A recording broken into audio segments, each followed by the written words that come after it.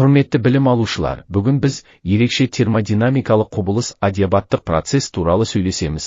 Адиабаттық процесс дегеніміз жылу алмасусыз өтетін процесс.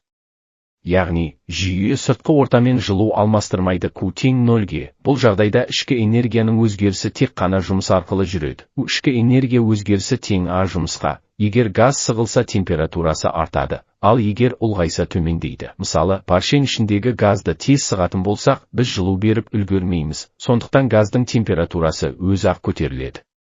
Ал керісінше, газ тез ұлғайса, ол суиды, бұл да адиабаттық процесс. Өмірде мысалдар, автомобиль қозғалтқыштарында паршен ішіндегі қоспаның сығылуы мен ұлғаю кезінде адиабаттық процесс жүреді. Атмосферада ауа массалары жоғары көтерілгенде салқындайды, төмен түскенде қызады. Бұл да адиабаттық процестің көрінісі. Салқындатқыштар мен тоңазытқыштарда фреон сияқты газдардың тез ұлғаю кезінде температура төмендейді. Ракета және авиация техникасында газдың қысым мен температура өзгерістерін есептегенде адиабаттық теңдеулер қолданылады.